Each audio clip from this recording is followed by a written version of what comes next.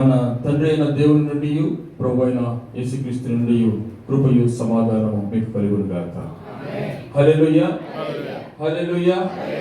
మన రక్షకుడు ప్రభు అయిన యేసుక్రీస్తు పరిశుద్ధ నామమునకు మహిమ, ఘనత, ప్రభావం కలుగును గాక.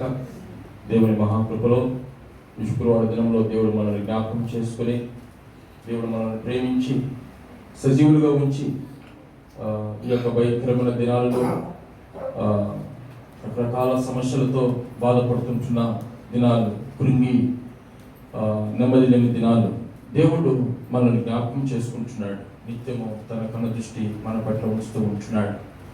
ప్రియులారా, లోకంలో చూస్తే యుద్ధ సమాచారాలు, రాత్రి పడుకుంటున్నారు కానీ ఉదయం లేస్తామని నమ్మకం వారికి ఆ కొద్దిసేపు అయినా కానీ భయంతో ఎప్పుడు ఏ సమయంలో ఏం జరుగుతుందో ఆ యొక్క పాలస్తీనా ప్రాంతాలలో, అక్కడ ఇజ్రాయెల్ ప్రాంతాలలో ఏ నిమిషానికి ఏం జరుగుతుందో తెలియదు.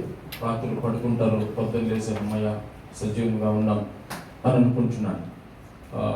ఇలాంటి భయంకరమైన స్థితిలో మనం చైనా గమనించారా? చైనాలో గంటకు ఎన్ని కిలోమీటర్ల వేగంతో తుఫాన్ వచ్చింది? ఎంత? 350 కిలోమీటర్ల వేగంతో తుఫాన్ వచ్చింది.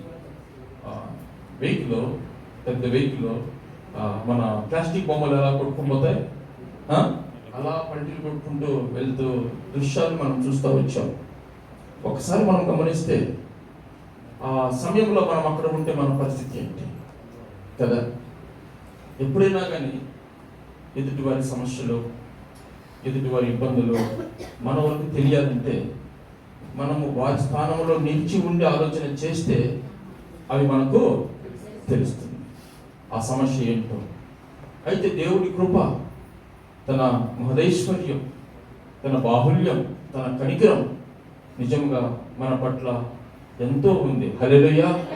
అందుకోసమే దేవుడు మనకు మంచి ఆరోగ్యం ఇస్తూ ఉన్నాడు, మన కుటుంబాలను కాపాడుతున్నాడు, మన బిడ్డలను కాపాడుతూ ఉంటున్నాడు. మన బిడ్డల దగ్గర మనం లేకపోయినప్పటికీ కూడా ఆయనే మన బిడ్డలతో ఉండి మన బిడ్డల రాకపోకల్లో కాపాడుతున్నాడు కదా. నీ పాదములకు రాయి తగలకుండా ఆయన దూతలు కావిలు ఉండి కాపాడుతూ ఉంటున్నాడు. అలాంటి దేవుని సన్నిధిలో మనం ఎంత భయభక్తులు కలిగి మనం ఉండాలి, ఎంత దేవుని మనము మహింపరచాలి, ఆయన మాట కొరకు ఎంత శ్రద్ధ కలిగి మనము ఉండాలి, ఆయన మాటలను మనము ఎంత భయభక్తులతో మన హృదయంలో భద్రపరచుకోవాలి. నిత్యము దేవుని మనము స్తుతించి ఆరాధించే భద్రమై ఉంటున్నాం. హల్లెలూయా, హల్లెలూయా.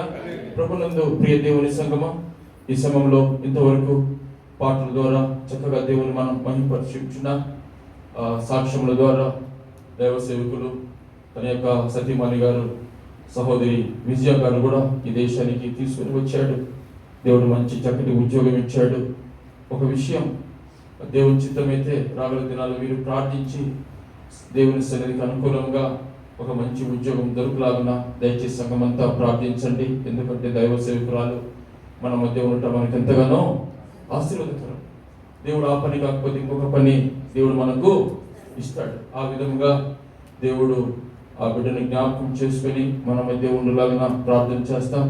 సహోదరుడు లక్ష్మణ్ ప్రతి వారము క్రమం తప్పకుండా ఇంట్లో పనిచేస్తూ ఉన్నప్పటికీ కూడా ఎంతో నమ్మకంగా ప్రతి వారం వచ్చి మనలో పరిచర్యలో సహాయం చేస్తూ ఉంటున్నాడు. ఆ బిడ్డ కూడా ఈ నెల 24వ తేదీ ఇండియా దేశానికి వెళ్ళాలని ఆశీస్ కలిగి ఉంటుండగా ఆ యొక్క బిడ్డ క్షేమకరమైన ప్రయాణం కొరకు ప్రార్థించండి. అదేవిధంగా మన మధ్య ఉంటున్న సహోదరి రూత్ పౌల్, చాలా మందికి తెలుసు. పౌల్ గారు గత మాసంలో ఇండియాకి వెళ్ళి ఉంటున్నారు. అయితే బ్రెయిన్ పెరాలసిస్, నేను కూడా ఫస్ట్ టైం వింటున్నాను. పక్షవాతం దేనికి వచ్చిందంట? బ్రెయిన్కి వచ్చింది. దయచేసి అందరూ ప్రార్థించండి. ఎంతో ప్రార్థనతో వారు బాధపడి కోరి ఉంటున్నారు. అలాగే మన మధ్య అన్నమ్మతో పాటు మా సహోదరి విజయ గారు వస్తున్నారు. వారు కూడా కాలు నొప్పి, భయంకరమైన కాలు నొప్పి, మరి ఎందుకో తెలియదు. సంఘంలో అనేక మంది రకరకాల బలహీనతతో ఉన్నారు. సహోదరి సుష్మా గారి యొక్క అమ్మగారు ఇండియాలో ఉంటున్నారు. వారు కూడా సంపూర్ణ ఆరోగ్యంతో మన మధ్యకు వచ్చేలాగా కొన్ని కుటుంబాలు ఇండియాలో ఉంటున్నారు. మన సంఘ పరిచారకులు ప్రభుదాస్ గారి యొక్క కుటుంబం, అలాగే కొన్ని కుటుంబాలు ఇండియాలో ఉంటున్నారు, వారందరి కొరకు దయచేసి మీ అనుదిన ప్రార్థనలో జ్ఞాపకం చేసుకునవలసిందిగా ప్రభు ప్రేమలో కోరుతూ ఉంటున్నాను. ప్రభునందు ప్రియ సహోదరి సహోదరులారా, ఈ సమయంలో దేవుని వాక్యాన్ని మనం విని దేవుని వాక్యాన్ని మన హృదయంలో భద్రపరుచుకుని వాక్యం తర్వాత మనము ప్రభు బలాల్లో పాల్గొని ఉంటున్నాం.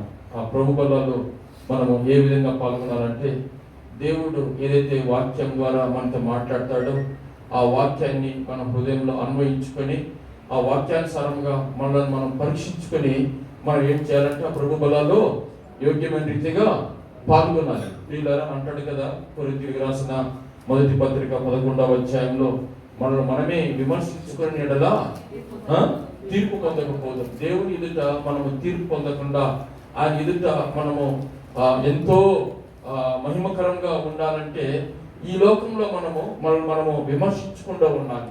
మన జీవితాన్ని, మన మాటలను, మన క్రియలను మనమే విమర్శించుకోవాలి. చాలా మంది మనం ఏం చేస్తామంటే మనం పరీక్షించుకోకుండా ఇతరులను పరీక్షిస్తూ ఉంటాం, ఇతరులను గమనిస్తూ ఉంటాం.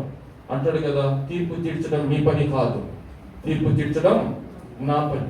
మనము తీర్పు తీర్చే వారంగా ఉండకూడదు, మనమే పరీక్షించుకునే వారంగా మనం ఈ లోకంలో మన యొక్క లోక యాత్రలో మనము జీవించబద్ధులమై ఉంటున్నాం. ప్రియులారా, ఈ సమయంలో కొరింథీయులకు రాసిన మొదటి పత్రిక 10వ అధ్యాయం 11, 12, 13 వచనములు ఇంతవరకు సహోదరులు ఎంతో చక్కగా చదివి వినిపించి ఉంటున్నాడు. చాలా సంతోషం. ప్రియులారా, ఈ యొక్క వాక్య భాగాన్ని మనం గమనించినట్లయితే మనమందరం కలిసి ఒకసారి మనం చదువుదాం. కొరింథీయులకు రాసిన మొదటి పత్రిక అపోస్తలుడైన పౌలు ఈ పత్రిక రాసి ఉంటున్నాడు. 10వ అధ్యాయం 11, 12, 13 వచనములు అందరము కలిసి బిగ్గరగా మనము చదువుకుంటాం.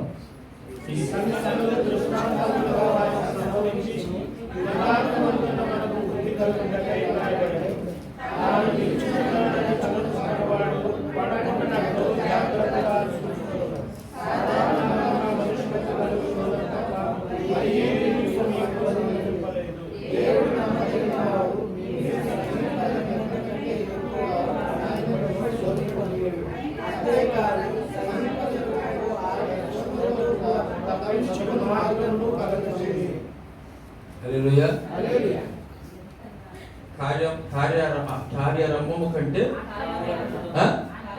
కార్యంతము చదువుతాం కానీ అర్థము కానీ అలా చేయం కదా. స్టార్ట్ చేసేప్పుడు అందరూ బిగ్గరగా స్టార్ట్. నేను అనుకున్నా, దేవుడా చాలా సంతోషం ఆయన, నీ బిడ్డలు ఎంతో ఉత్సాహంగా చదువుతున్నారు అని అనుకుంటే లోపలే ఒక్కొక్కరు చల్లబడతా లాస్ట్ లో 2-3 చదివినట్టుండాలి కదా.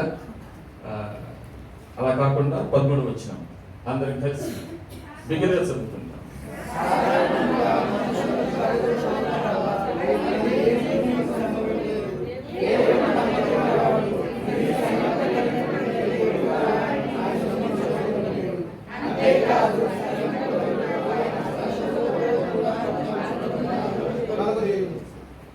ఒక్క నిమిషం దేవుని సహాయం కొరకు ప్రార్థన చేస్తాం. కృప కలిగిన మా దేవా, మీకు వందనములు. ఈ సమయంలో నీ వాక్యం కొరకు మేము ఎదురు చూస్తూ ఉంటున్నాం. నాతో మొత్తం మీరు మాట్లాడండి. వినే చెవిని గ్రహించే హృదయాన్ని అనుగ్రహించు ప్రభువా.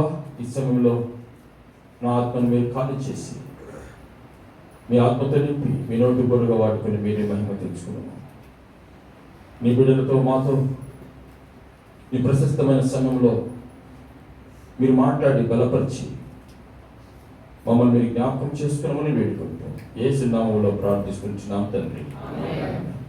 ప్రియ దేవుని సంగమా, ఈ సమయంలో చదువుకున్న వాక్య భాగం మనం ఇంతకుముందు ఎప్పుడైనా ధ్యానించామా?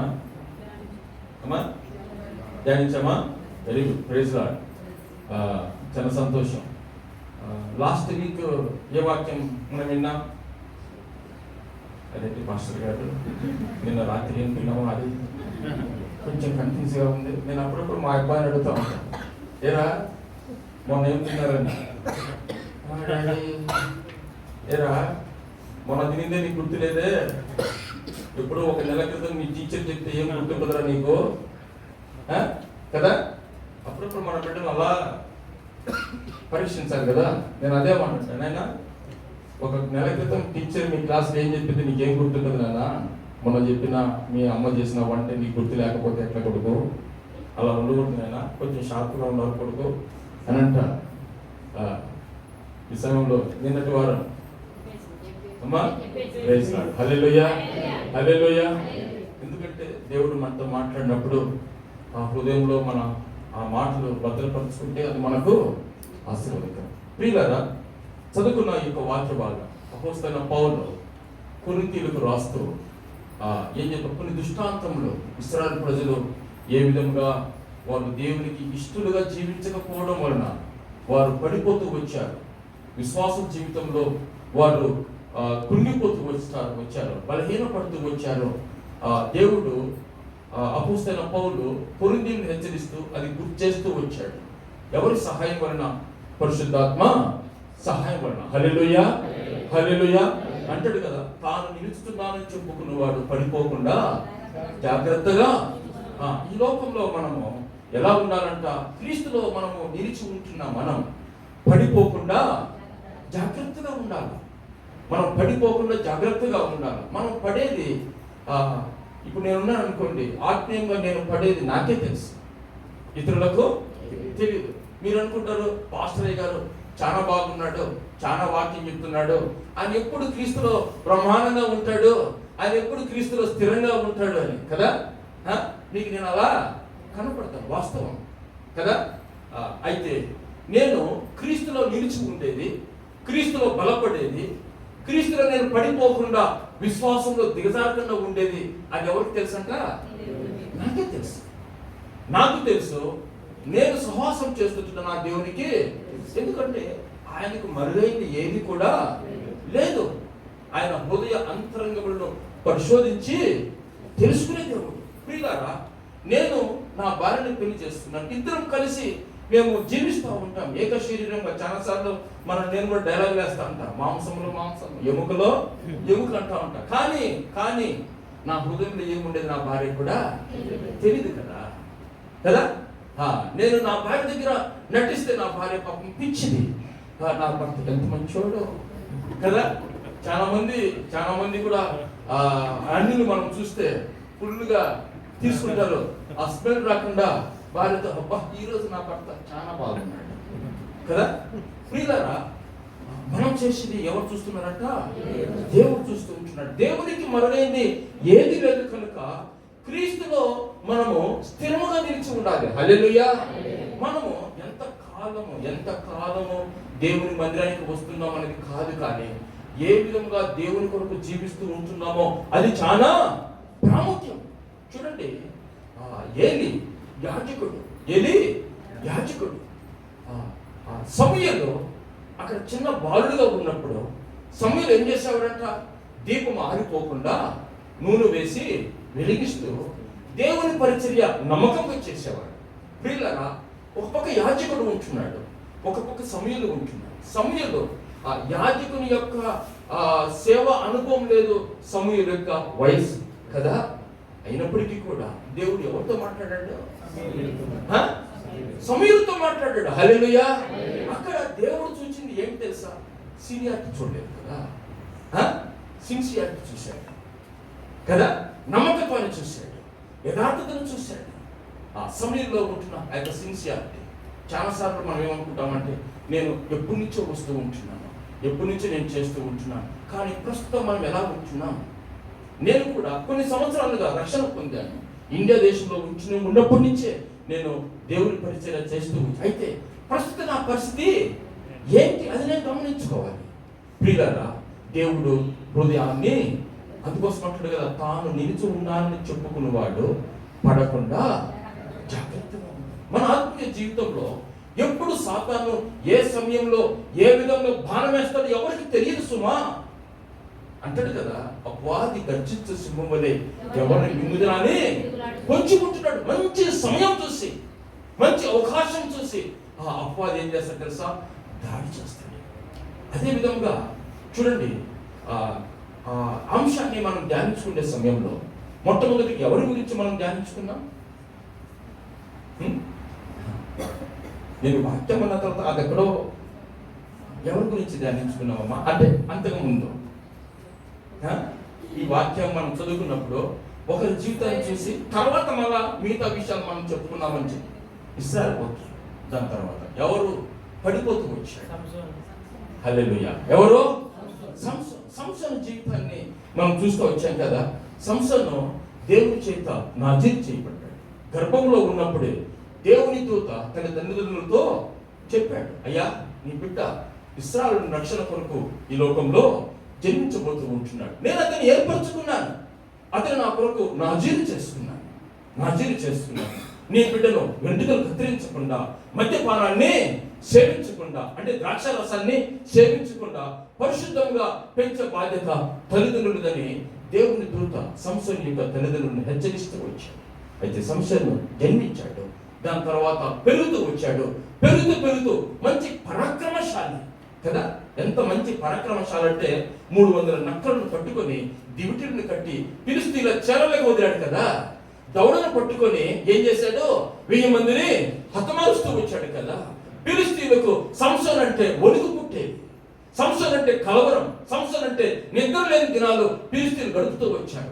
అలాంటి సంసోను, దేవుని సన్నిధిలో పరాక్రమం కలిగిన సంసోను, దేవుని కొరకు నాజీరు చేయబడ్డ సంసోను ప్రియులరా ఏమైపోతూ వచ్చాడు?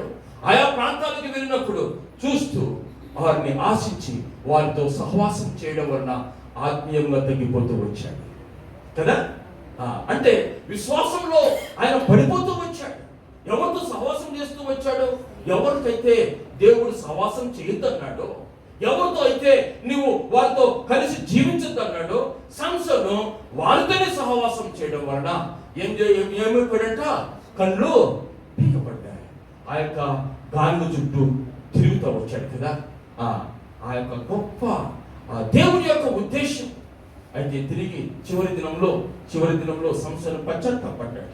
దేవుని సన్నిధిలో పశ్చాత్తాపడి, అయ్యా ఈ ఒక్కసారి నన్ను కనికరించయ్యా, ఈ ఒక్కసారి నన్ను జ్ఞాపకం చేసుకోయ్యా, నీ బలాన్ని నాకు అనుగ్రహించయ్యా, నీ ఉద్దేశాన్ని నేను ఈ దినమున కొంతైనా నెరవేరుస్తానని చెప్పి దేవుని బలము పొందిన సంసోను ఆ ఫిలిష్తీయులు ఆ దినమున చాలా మంది చనిపోయినట్టుగా మనం చూస్తూ ఉంటున్నాం. అందుకోసమే ఆత్మీయ జీవితంలో జీవిస్తూ ఉంటున్నాం. మనం ఏ క్షణంలో ఆ పాలి దాడి చేస్తుందో మనము మెలుగు కలిగి జీవిస్తూ మనము క్రీస్తులో స్థిరముగా నిలచవలసిన వారముగా మనం ఉంటున్నాం. హల్లెలూయా. సంసోను లోకంతో సహవాసం చేయడం వలన ఆయన ఆత్మీయంగా దిగజారిపోయాడు. దేవుని యొక్క ఉద్దేశాన్ని పరిపూర్ణంగా నెరవేర్చలేకపోయాడు. మనము దేవుని యొక్క ఉద్దేశాన్ని నెరవేర్చాలంటే ఎవరితో సహవాసం చేయాలని మనం ధ్యానించుకున్నాం. సంఘముతో మనము సహవాసం చేయాలి, దేవుని బిడ్డలతో మనము సహవాసం చేయాలి, సంఘ కాపులతో మనము సహవాసం చేయాలి. ప్రియులారా, అప్పుడే మన జీవితం ఫలభరితముగా ఉంటుంది. హల్లెలూయా, హల్లెలూయా. మొదటి రాజుల గ్రంథంలో అంటాడు కదా, మీరు అన్ని దేవతల తట్టు వారితో మీరు సహవాసం చేస్తే వారి దేవతల తట్టు మిమ్మల్ని తిప్పుతారని రాయబడింది. దేవుడు ముఖాముఖిగా ఖచ్చితంగా వారు ఆజ్ఞాపిస్తూ వచ్చాడు. అయినప్పటికీ కూడా కొంతమంది దేవుని మాటను తిరస్కరించిన వారై అన్నిటితో సహవాసం చేయడం వలన వారు నష్టపోతూ వచ్చారు. ప్రభువునందు ప్రియులారా, గత దినాలలో సంసోను జీవితం గురించి మనం చూస్తూ వచ్చాం. ఈ సమయంలో మిగిలిన యొక్క వాక్య భాగాన్ని మనం ధ్యానిస్తాం. రండి, సమూయేలు 2వ గ్రంథం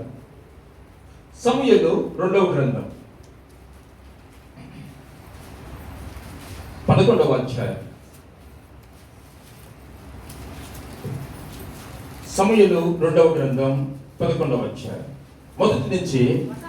వసంత కాలమున రాజులు యుద్ధమునకు బయలుదేరు సమయమున దావీదు యోవాబును అతని వారిని ఇశ్రాయేలునందరినీ పంపగా వారు అమ్మోనీయులను సంహరించి రబ్బా పట్టణమును ముట్టడి వేసింది. అయితే దావీదు యెరూషలేమునందు నిలిచెను. చూడండి ప్రియులారా, ఇక్కడ మొదటి వచనంలో మనం గమనించినట్లయితే వసంత కాలమున రాజులు ఎక్కడికి వెళ్ళాలంటే వాళ్ళు యుద్ధమునకు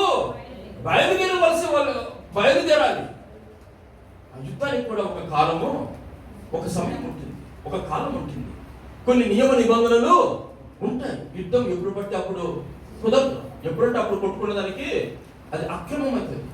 యుద్ధంలో కూడా కొన్ని షరతులు ఉంటాయి. ఏంటి షరతులు తెలుసా?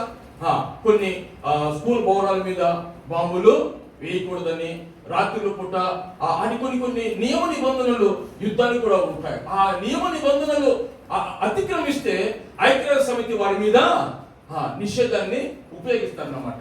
అలాగే ఇక్కడ కూడా 11వ అధ్యాయంలో మనం గమనిస్తే, వసంత కాలమున రాజులు యుద్ధములకు బయలుదేరు సమయమున దావీదు ఏం చేశాడు తెలుసా? ఆ సమయాన్ని ఎవరు పంపించాడు? యోవాబు పంపించాడు, తన సైన్యాన్ని పంపించాడు. కానీ దావీదు ఎక్కడ ఉంటున్నాడు? యెరూషలేమునందే నిలిచి ఉంటున్నాడు. ఎంత చూడండి, రాజు యొక్క పని ఏంటి, రాజు యొక్క పరిపాలన ఏంటి? రాజు ఎక్కడ ఉండాలి? యుద్ధంలో ఉండాలి కదా. రాజు ఎక్కడ ఉంటాడు? సైన్యము వెనక ఉంటుంది, రాజు ముందుగానే వెళ్ళి యుద్ధము అంటే అందరినీ బలం. ఇప్పుడు ఒక మంచి బలవంతుడు ఉన్నాడు అనుకోండి, ఇప్పుడు మధు గారు అనుకోండి, ఆయన మంచి బలం. ఒకవేళ ఆయన బలవంతుడు, ఆయన ముందుగానే ఉన్నాడుకో, నేను ఏమైనా మాట్లాడదు, ఇలాంటి నీకు అది చూసుకుంటాం, వెనక నుంచి సవాల్ చేస్తాను కదా. మన ముందు ఒక మంచి బలాఢ్యుడు, బలము కలిగిన వాడు, మంచి కండలతో కూడా బాడీ బిల్డర్ అనుకోండి, వెనక మనం ఏం చేస్తామంటే నీ కథ ఏంటో ఎవరు చూసంటాం? ఆ బలము కలిగిన చూసి మనం రెచ్చిపోతాం. చాలాసార్లు లోకంలో మనం చూస్తే విడిపించే వాళ్ళు ఉంటే మాటలు ఎక్కువ, విడిపించకపోతే వదిలిపెట్టంగా నేను చూసుకుంటా అంటాడు కదా. అలాగే రాజు ఎక్కడుండాలి? అన్ని విషయాల్లో ముందుండాలి. అయితే ఇక్కడ రాజు ఏం చేస్తూ ఉన్నాడు? ఎక్కడున్నాడమ్మా? యెరూషలేముని అంటే ఇంటి దగ్గరే ఉంటున్నాడు కదా. తర్వాత చదవమ్మా. ఒకనొక దినమున దావీదు పడక మీద నుండి లేచి రాజనగరి మిద్దె మీద నడుచుచు పైనుండి చూచుచుండగా స్నానము చేయు ఒక స్త్రీ కనబడింది. చాలమ్మా, ఇక్కడ రాజు యుద్ధానికి వెళ్ళలేదు అనుకోవచ్చు కదా. రాజు ఒకవేళ బలహీనంగా ఉన్నాడేమో, కొంత ఆరోగ్యం బాగాలేదేమో, లేదంటే కొంత ఏమో చెప్పలేము, ఒకవేళ అలా ఉండొచ్చు. కానీ ఈ రాజైన దావీదుకు ఆ విషయాలు ఏం కనపడలే. ఏం చేస్తున్నాడు ఇక్కడ? ఎంతవరకు నిద్రపోతూ ఉంటున్నాడు అమ్మా? ఎంతవరకు నిద్రపోతూ ఉన్నాడు? సాయంత్రం వరకు నిద్రపోతూ ఉంటున్నాడు కదా. చాలా మంది రాత్రి అంతా గేమ్లు ఆడతారు కదా, రాత్రి అంతా మొబైల్ చూసుకుంటూ ఉంటారు, రాత్రి అంతా సమయాన్ని వ్యర్థంగా గడుపుతూ ఉంటారు. ఉదయం ఎప్పుడు లేస్తారు? ఒకసారి మా మిస్సెస్ ఇక్కడ ఉన్నప్పుడు మా ప్రభుత్వం అంటుంది, పొద్దున్న లేసి నిజంగా నాతో పాటు పనిచేసే వాళ్ళు అదృష్టవంతులు. మనము డ్యూటీ ఉన్నా లేకున్నా 5 గంటలకు వెళ్ళాల్సి వస్తుంది, వాళ్ళ పని ప్రమాణం 1 గంట వరకు లేరు అనేవాళ్ళు అని అంటా వస్తుంది అనమాట. నేనుండి చాలా సంతోషం, నువ్వు కూడా వాళ్ళు చేరమ్మా, నన్ను చేసుకుని నువ్వు పొరపాటు చేసావమ్మా కదా. ప్రియులారా, అది అన్ని పరిస్థితులు అలాగే ఉంటాయి. కానీ ఇక రాజు ఏం చేస్తున్నాడు? సాయంత్రం వరకు సరే పొద్దుగుచ్చాడు. దాని తర్వాత ఏం చేస్తున్నాడు? ఆయన ఎక్కడికి వెళ్ళాడు? మిద్దె మీదకి వెళ్ళి షికారు కొడుతున్నాడు. ఆ చల్లటి ప్రాంతంలో మనం చాలాసార్లు ఇంట్లో ఉండి వేడికి బయటకు వస్తాయి, చల్లగా వస్తాయి. అప్పుడేమంటుంది తెలుసా? ఇంట్లో వాళ్ళు పైకి చల్లగా ఉంది కానీ ఎప్పుడు ఉడకలో పడతావేంటి కదా మనం అనుకుంటాం. అలాగే ఆ రాజైన దావీదు ఏం చేస్తున్నాడు తెలుసా? పైకి వెళ్ళాడు. ఆ చల్లటి గాలిలో అటు ఇటు తిరుగుతూ ఉంటే అప్పుడు ఏం చేశాడు తెలుసా? ఎవరు చూశాడు? ఒక స్త్రీని, స్నానం చేసి స్త్రీని అక్కడ చూచాడు. పిల్లరా, చూసిన తర్వాత ఇదంతా మనకు తెలుసు, చదవాలంటే సమయం లేదు. చాలాసార్లు ఈ వాక్య భాగాన్ని మనము ధ్యానించుకుంటూ వచ్చాం. ఈ దినమున మనకు కావలసిన ఆ యొక్క వచ్చినవి మనం చూస్తాం. దావీదు చూచాడు. చూచిన తర్వాత ఆ స్త్రీని అడిగి వివరాలు తెలుసుకున్నాడు, పిలిపించుకొని ఆమెతో అక్కడ శయనించినట్లుగా మనం చూస్తూ ఉంటున్నాం. ప్రియులారా, ఇది దేవుని దృష్టికి మంచిదా? కాదు. ప్రియులారా, దాని తర్వాత దావీదు పతనాన్ని మనం చూస్తే ఎంతో భయంకరం. పైకి మాత్రం రాజుగా ఉంటున్నాడు. ఎందుకు ఈ సందర్భం దావీదుకు ఆవరించింది? ఎలా ఆవరించింది? ఒకవేళ ఆ యుద్ధములకు పోవలసిన సమయంలో దావీదు యుద్ధానికి పోయింటే ఈ యొక్క సమస్య వచ్చేదా? కాదు. కాదు కదా ఈ సమస్య వచ్చింది కాదు, ఈ విధంగా దిగజారిపోయేవాడు కాదు.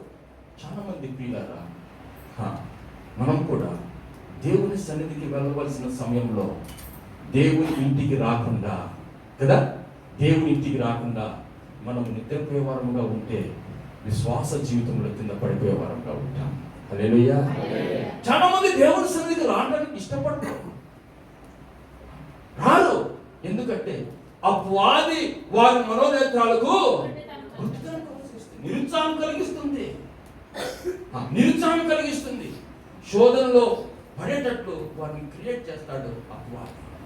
పిల్లలు దావీదు వెళ్ళలేదు, సరే కదా, పైకి వెళ్ళాడు. పైకి వెళ్ళిన తర్వాత ఆ స్త్రీని చూచాడు. స్త్రీని చూసిన తర్వాత ఆమెను పిలిపించి ఆమెతో మోహించాడు. తద్వారా ఆమెకి ఏం కలిగింది? గర్భం కలిగింది. పిల్లరా, ఆ గర్భం కలిగిన తర్వాత తన యొక్క భర్తను యుద్ధం నుండి పిలిపిస్తాడు. తన భర్త ఎవరంట? ఉరియా. యుద్ధం నుండి పిలిపిస్తాడు. ఏదో బాగా ప్రేమ ఉన్నట్టుగా ఏమంటాడు? ఉరియా, రానన్నా, నువ్వు చాలా అలిసిపోయావు, నువ్వు లక్షణంగా భోజనం తిని ఇంటి దగ్గర పడుకున్నానా అని అంటాడు. ఎందుకు తెలుసా? తను చేసిన ఆ పనిని ఉరియా మీద నెట్టగా. చూడండి, దావీదు యుద్ధమునకు పోవలసిన సమయంలో యుద్ధానికి వెళ్ళకుండా ఇంటి దగ్గరే ఉండడం వలన ఒక వ్యభిచారిగా తయారయ్యాడు కదా. ఒక స్త్రీతో వ్యభిచారం చేశాడు. ఆ వ్యభిచారాన్ని కప్పిపుచ్చుకోవడానికి దావీదు నెక్స్ట్ స్టెప్ ఏం చేస్తున్నాడు? మోసగాడిగా అవుతున్నాడు. ఉరియా ముందు నటిస్తూ ఉంటున్నాడు. ఉరియా, నువ్వు ఇంటికి వెళ్ళినా, ఇంటికి వెళ్ళి ఆమె ఇంటికాడ ఉంది కదా, నువ్వు సుఖంగా ఉండు అని మోసపుతో ఆ ఉరియాతో దావీదు మాట్లాడుతున్నాడు. ప్రియులారా, చూడండి పతనం ఎలా. కానీ మాత్రం రాజుగానే ఉన్నాడు. కానీ ఆయన ఆ రాజు స్థితి నుండి పతనమవుతూ వస్తూ ఉంటున్నాడు. మొట్టమొదటిగా రాజు వ్యభిచారం అయిపోయాడు. రెండవదిగా రాజు మోసపడిపోయాడు. మూడవదిగా ఏం చేశాడు తెలుసా?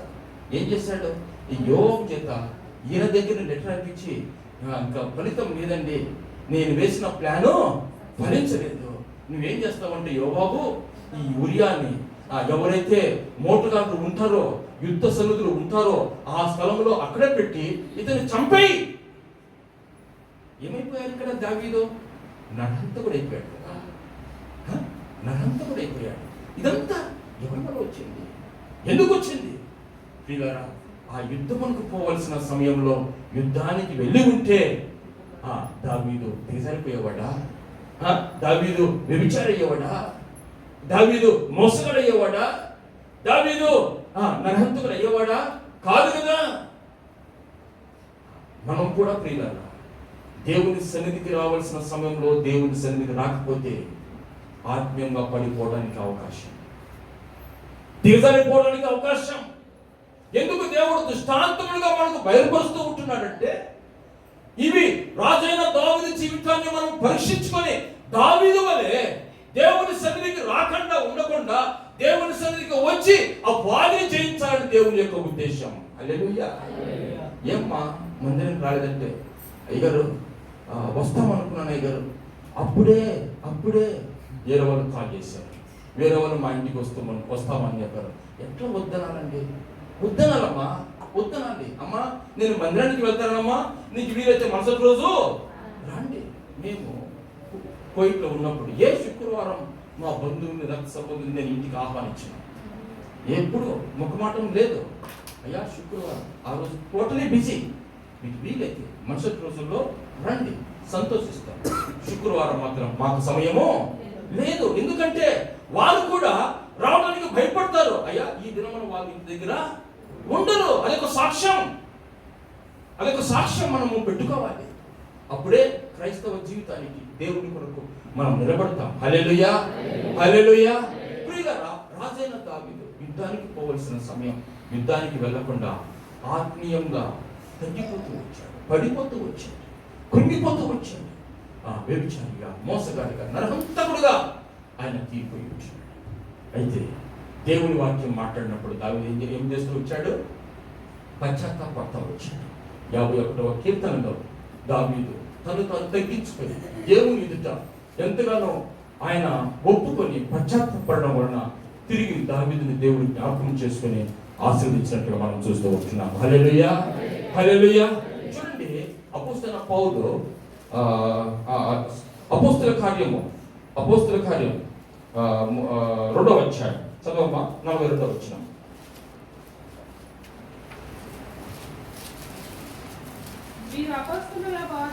వీరు అపోస్తలుల బోధ యందును సహవాసమందును రొట్టె విరుచుట యందును ప్రార్థన చేయట యందును ఎడతెగక ఉండాలి. హల్లెలూయా.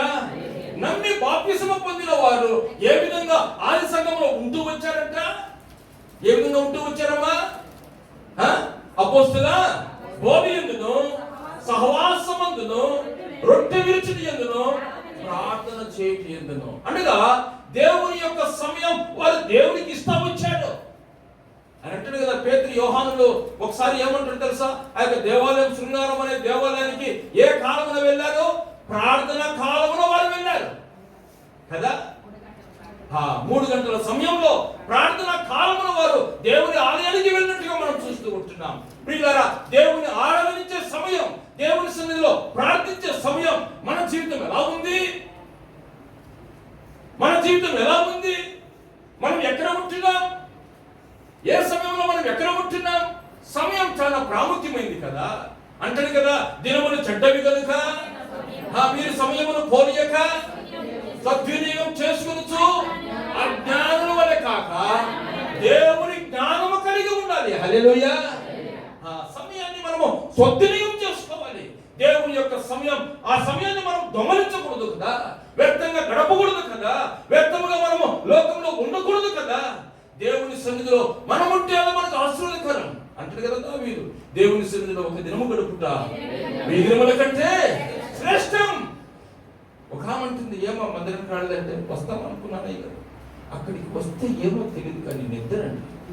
అమ్మ నువ్వు జయించమ్మా, జయించు, అయినా పర్వాలేదమ్మా, నీకు కావాలంటే ఒక ప్రత్యేకమైన స్థలంలో కుర్చీ చేస్తానమ్మా, కానీ మందిరానికి రాకనమ్మా అనుకోవద్దమ్మా కదా. ఈ రోజు నిద్రని సాకు, దాని తర్వాత పూర్తిగా మందిరానికి కట్టు, దాని తర్వాత జీవితం పట్టు కదా. పిల్లరా, దేవునితో మనము ఆడుకోకూడదు కదా. అపవాది గర్జించే సింహం వలె ఎవరు మింగుదురాని దేవునికి ఇచ్చే సమయం నువ్వు ఇవ్వకపోతే అపవాది నిన్ను స్మాష్ చేస్తాడు, నిన్ను కృంగ చేస్తాడు. ప్రార్థన కాలమున వారు ఏ విధంగా ప్రార్థించారు? వాస్తవంగా దేవుని సన్నిధిలో మనం ఉంటున్నాం. ఎంతవరకు దేవునితో మనం ప్రార్థన గడుపుతుంటాం? ఒకసారి మనం ఒకసారి పరీక్షించుకున్నాం. నన్ను దేవుడి వాక్యం మీతో మాట్లాడేటప్పుడు నాతో కూడా మాట్లాడతాడు కదా. నా ప్రార్థన జీవితం లేకుండా నీకు బోధిస్తే ఎరా దొంగ శామ్యూయల్ కదా, నాతో మాట్లాడతాడు కదా. నువ్వు ఎంతవరకు యథార్థంగా ఉన్నావురా, వాళ్ళకి బోధిస్తూ ఉంటున్నవి ముందు నువ్వు చూసుకున్నా. ప్రియులారా, ప్రార్థన సమయం ఎంతమంది ఉదయాన్నే లేచి దేవునికి ఇచ్చే సమయం మనం ప్రార్థన చేస్తాం? ఎంతమంది జూమ్లో వాక్యం ఉంది, ఎంతమంది ఆడవుతున్నాం, ఎక్కడున్నాం మనం? అదేమనంటే ఇక్కడ నాకు రాదే గారు కదా. అది యూట్యూబ్ అయితే వెంటాడి కొడతాం ఏ వంటలు చేయాలి కదా. ప్రియులారా, దేవుని సన్నిధిని నిర్లక్ష్యంగా మనం తృణీకరించు. ప్రార్థన సమయం ప్రార్థనకి ఇవ్వాలి, దేవుని సమయం దేవునికి మనము అలా ఇస్తే అపవాదిని మనం జయిస్తాం. హల్లెలూయా, హల్లెలూయా. ప్రియులారా, ప్రార్థన ఎంతమంది భోజనం తినేటప్పుడు ఎంతమంది ప్రార్థన చేస్తుంటారు? వాస్తవం చెప్పారు, ఎంతమంది చేస్తుంటారు? సంతోషం. దయచేసి, ఎందుకంటే ఎంతో మంది భోజనం కాకుండా కదా దేవుడు మన నుంచి పెంచుతున్నాడు, ఆహారం ఇస్తున్నాడు. అయ్యా, ఈ సమయానికి నాకు భోజనం ఇచ్చావు, నీకు మహిమ కదా. ప్రార్థన జీవితం చాలా ప్రాముఖ్యం. ఎంతమంది సంఘం కొరకు ప్రార్థన చేస్తున్నాం, ఎంతమంది మన కుటుంబముల కొరకు ప్రార్థన చేస్తున్నాం, ఎంతమంది బిడ్డల కొరకు ప్రార్థన చేస్తున్నాం.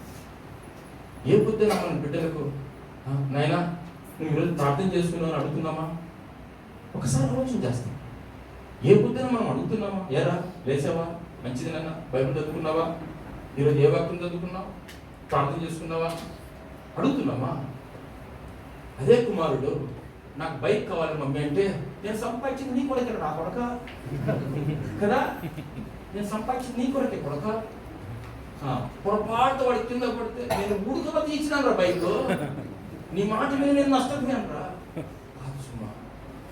బైక్ తీసినా మంచిదే, దేవుడు మనం ప్రేమించి మన పిల్లలను. కానీ దానికంటే ముఖ్యం ప్రార్థన సమయం, ప్రార్థన గడపడానికి మనకు బిడ్డలకు నేర్పించాలి.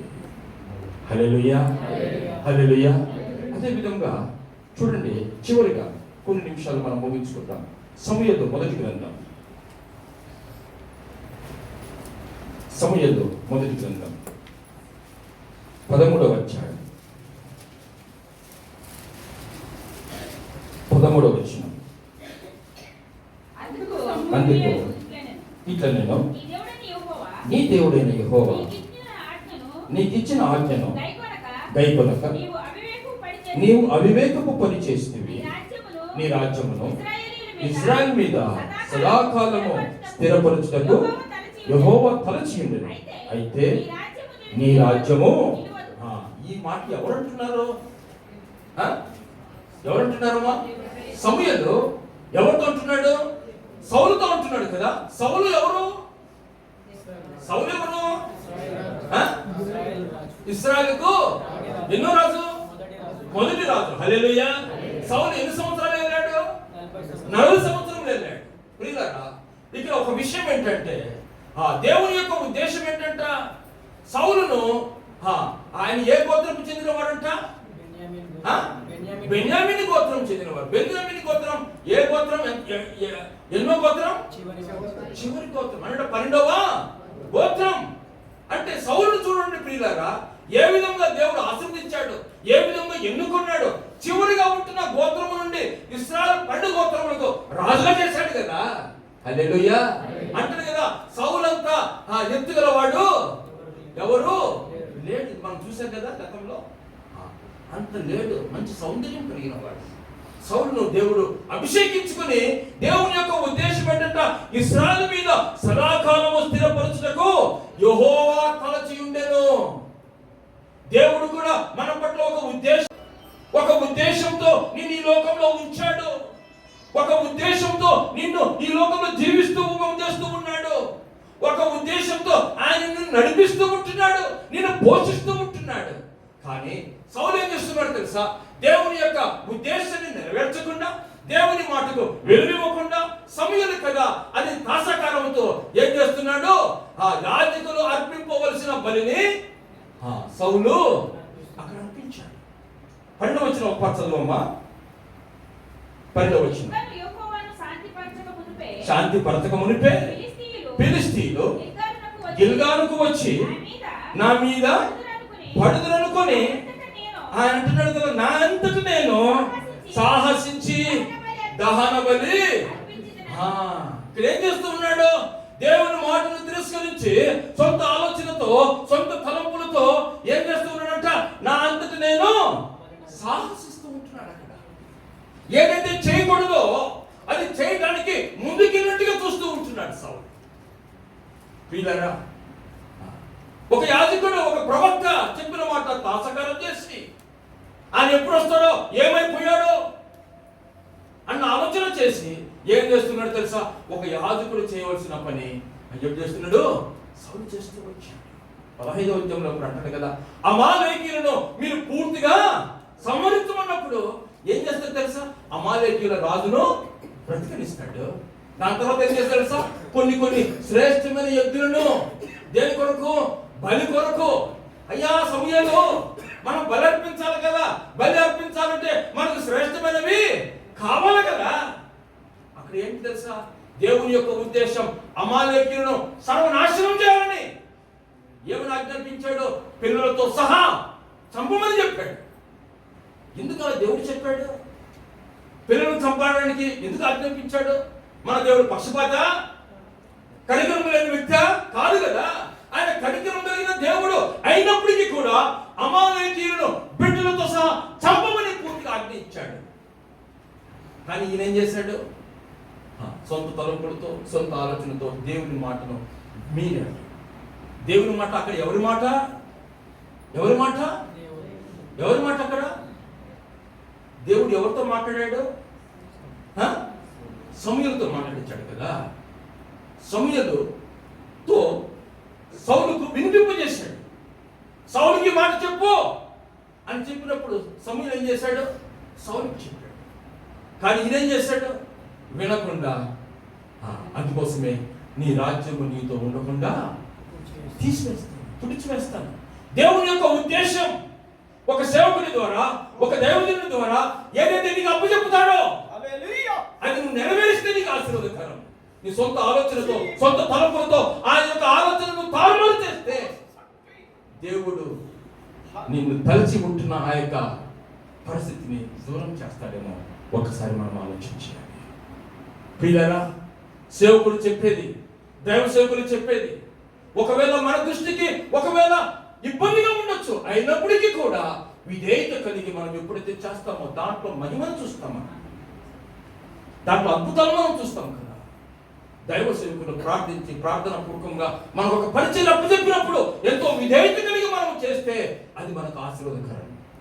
ఒకవేళ దైవ సేవకుడు ఉద్దేశపూర్వకంగా మనసులో ఒకటి పెట్టుకొని ఏదో ఇబ్బంది కలిగించాలని చూస్తే దైవ సేవకునికి రెండింతల శిక్ష.